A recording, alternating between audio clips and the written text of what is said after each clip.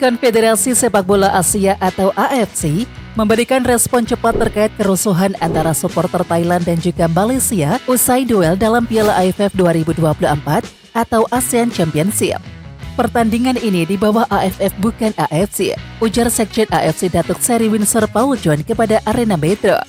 Saya belum lihat laporannya, saya belum bisa berkomentar lebih jauh, ucap Windsor Paul John menambahkan.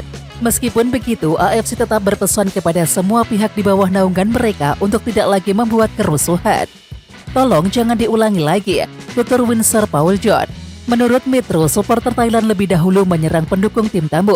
Sebanyak 3 supporter Malaysia mengalami luka-luka, 1 di antaranya luka bocor di kepala.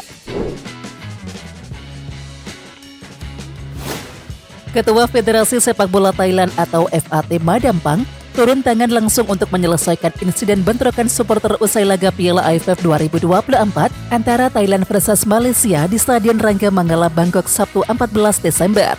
Sebanyak 3 supporter Malaysia dikabarkan luka-luka usai terlibat bentrokan dengan supporter Thailand. Salah satu supporter mengalami luka di bagian kepala dan juga harus dibawa ke rumah sakit. Melalui akun Facebook resmi miliknya, Madampang memastikan telah memerintahkan pihak FAT untuk menjaga supporter Malaysia yang terlibat bentrok dengan fans Thailand. Wanita yang bernama lengkap Nual Pam Lamsam itu menyatakan supporter Malaysia yang mengalami cedera kepala sudah mendapatkan perawatan terbaik di rumah sakit di Bangkok. Lebih lanjut, Madampang mengatakan pihak FAT sebenarnya meminta sang supporter Malaysia untuk melakukan rawat inap di rumah sakit. Tapi supporter Malaysia itu memilih untuk tetap pulang. Terkait kerusuhan yang terjadi antara supporter Thailand dan juga Malaysia, Madampang menyerahkan seluruhnya kepada pihak keamanan untuk melakukan tindakan tegas. Terkait insiden setelah pertandingan, mohon agar pihak keamanan dan kepolisian yang menanganinya, tulis Madampang. Ya, timnas Thailand berhasil mengalahkan Malaysia 1-0 pada laga grup A Piala AFF 2024. Gol kemenangan tuan rumah tercipta pada menit ke-57 melalui Patrick Gustafsson setelah memanfaatkan kesalahan kiper Muhammad Haziq Nadli. Pelatih Vietnam Kim Sang-sik menilai timnas Indonesia yang diperkuat oleh para pemain muda di Piala AFF 2024 punya banyak masalah jelang bentrok kedua tim di Stadion Vetri Puto Minggu 15 Desember. Kim mengaku sudah melihat permainan timnas Indonesia saat melawan Myanmar dan juga Laos. Juru racik formasi asal Korea Selatan tersebut mengatakan siap untuk memanfaatkan kelemahan tim merah putih untuk mengamankan kemenangan di hadapan publik sendiri. Setelah menyaksikan 2 pertandingan Indonesia, saya melihat skuad mereka penuh dengan pemain muda dan sepertinya punya banyak masalah. Saya melakukan analisis dan membawa sejumlah ide ke dalam sesi latihan. Seluruh pemain akan mengikuti rencana yang telah ditetapkan sejak awal, kata Kim Sang-sik, sumber Bongda Plus. Indonesia sedang mengalami masalah fisik, jadi kami akan memanfaatkan kelemahan itu, membuat mereka semakin lelah dan mencapai hasil yang diinginkan. Persiapan timnas Indonesia untuk laga melawan Vietnam memang tidak ideal. Ini karena waktu jeda antar pertandingan yang terbilang mepet. Muhammad Ferrari dan kawan-kawan hanya punya waktu 3 hari untuk persiapan setelah bermain imbang 3-3 melawan Laos di Stadion Manahan Solo 12 Desember lalu. Kondisi fisik yang lebih bugar jelas akan memberikan keuntungan buat Vietnam. Apalagi timnas Indonesia di laga nanti juga minus Marcelino Ferdinand yang terkena sanksi karena menerima kartu merah di laga sebelumnya. Pelatih timnas Vietnam Kim Sang-sik merespons keluhan Sintayong terkait jadwal padat yang harus dijalani timnas Indonesia jelang pertandingan Piala AFF 2024 melawan Vietnam. Sejak usai ditahan imbang Laos Kamis 12 Desember, Sintayong beberapa kali mengungkapkan kekecewaan terhadap jadwal padat yang didapatkan Indonesia di awal turnamen Piala AFF 2024. Sintayong bahkan meminta AFF untuk mengubah format Piala AFF 2024 menggunakan home turnamen untuk fase grup, sementara babak semifinal dan juga final menggunakan kandang tandang di negara masing-masing. Kim Sang-sik mengaku sependapat dengan pernyataan Sintayong. Pasalnya, setelah melawan timnas Indonesia, giliran Vietnam yang akan menjalani jadwal padat. Saya juga sependapat dengan Sin, setelah bertanding dengan Indonesia, giliran tim Vietnam yang menghadapi jadwal perjalanan yang padat, dengan harus segera ke Filipina dan kembali ke Vietnam. Para pemain akan sangat lelah dan rentan cedera, namun semua tim akan menghadapi masalah seperti itu. Kami harus melakukan rotasi skuad, ucap Kim Sang-sik dikutip dari Zinews. Laga melawan Vietnam merupakan menjalani laga ketiga Indonesia di Piala AFF 2024 setelah melawan Myanmar dan juga Laos. Sementara bagi Vietnam, ini adalah pertandingan kedua setelah melawan Laos di laga pertama.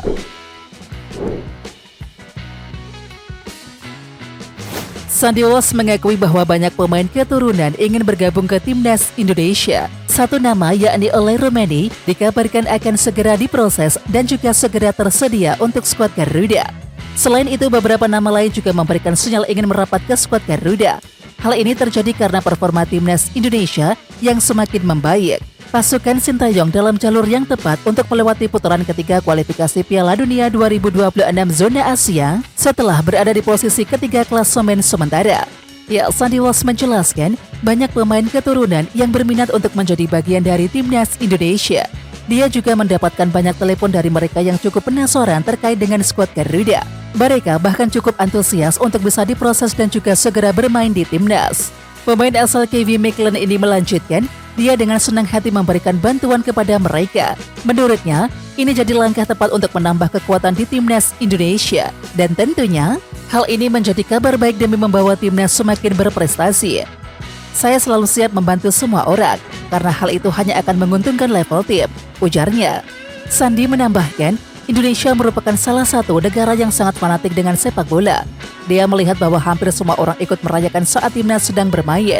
Ini bisa menjadi sinyal bahwa sepak bola bisa membawa kegembiraan dan menyatukan masyarakat. Pertandingan timnas di kandang juga selalu ramai dan supporter selalu berebut untuk bisa mendapatkan tiket. Ini gila, bahkan lebih gila dari yang saya bayangkan sebelumnya.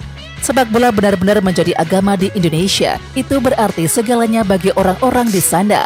Dari yang miskin sampai yang kaya, seluruh negeri terhubung oleh sepak bola, ujarnya. Kabar buruk datang dari bek timnas Indonesia Justin Hubner yang mengalami cedera hingga harus dibawa ke rumah sakit usai Wolves U21 mengalahkan Aston Villa U21 pada lanjutan Premier League 2 di Bodymoor Hall Training Ground Sabtu 14 Desember. Comeback Justin Hubner di ajang Premier League 2 bersama Wolves U21 tidak berjalan dengan baik. Bermain sebagai starter saat Wolves menang 4-0, Hubner harus ditarik keluar pada menit ke-90+1 karena mengalami cedera. Posisi Hubner kemudian digantikan oleh Hayden Kirsten. Justin Hubner harus mendapatkan perawatan dan juga dibawa ke rumah sakit. Doa terbaik untuk Justin Hubner dari Wolves yang ditanduk keluar lapangan setelah menjalani perawatan yang cukup lama, tulis pihak Akademi Aston Villa melalui akun X. Sementara itu, Justin Hubner sendiri dibawa ke rumah sakit dalam kondisi sadar. Lewat akun Instagram miliknya, Hubner memperlihatkan dirinya sedang berada di rumah sakit untuk mendapatkan perawatan. Di rumah sakit saat ini, terima kasih untuk semuanya atas pesan-pesan dukungannya. Saya akan segera kembali, tulis Justin Hubner. Laga Aston Villa U21 versus Wolves U21 merupakan penampilan pertama Hubner di Premier League 2 sejak melawan Arsenal U21, yakni pada 23 Agustus yang lalu. Hubner bermain sebagai gelandang saat Wolves mengalahkan Aston Villa dengan skor 4-0. 2 gol dari Václav Holtman dan masing-masing 1 gol dari Fabian Reynolds serta Tim Barnett memastikan kemenangan telak Wolves U21 di markas Aston Villa U21.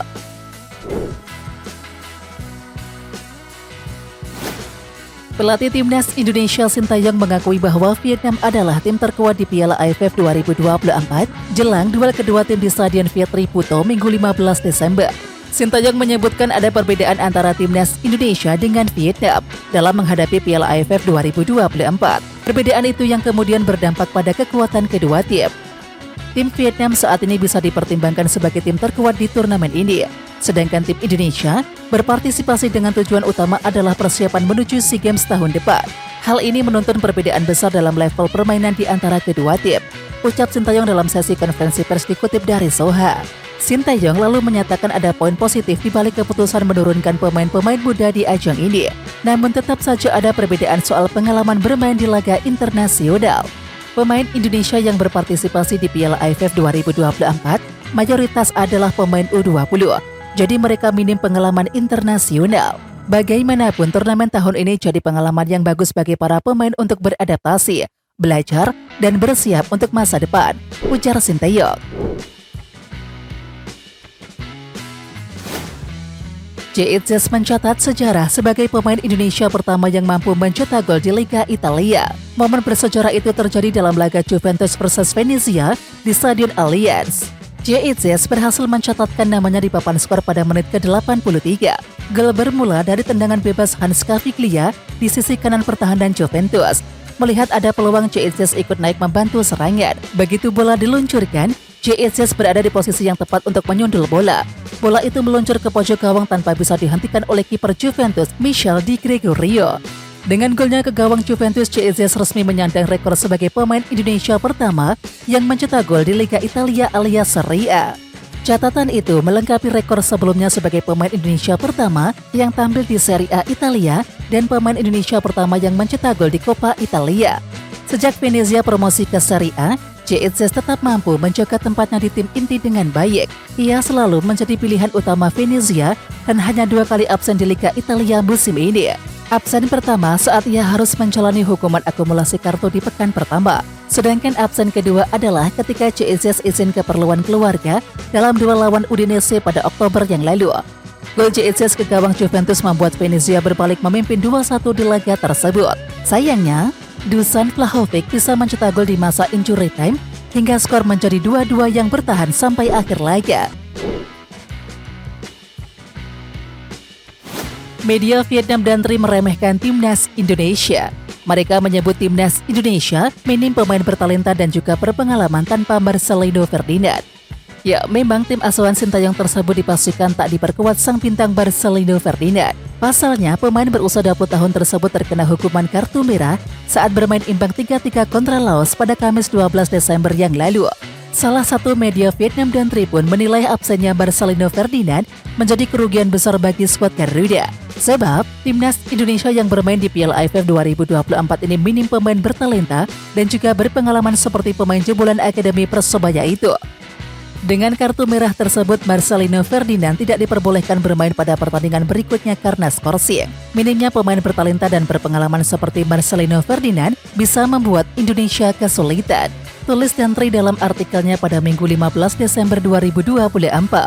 Selain itu, Dantri juga menyoroti performa Marcelino Ferdinand yang kurang menggigit selama pentas di Piala AFF 2024.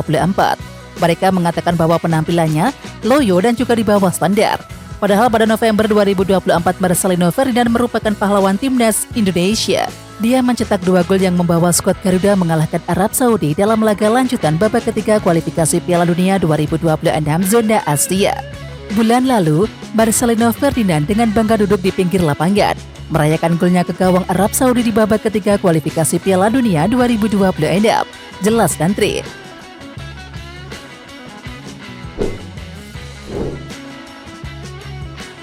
Oke Timnas Lovers, siapa kita? Kita Indonesia. Ayo kita dukung terus sepak bola tanah air Indonesia. Jangan lupa dukung terus Garuda Raya Channel dengan subscribe, like, dan komen karena saran dan kritik kalian sangat bermanfaat untuk perkembangan channel ini. Tungguin video selanjutnya dari Garuda Raya Channel. Salam olahraga.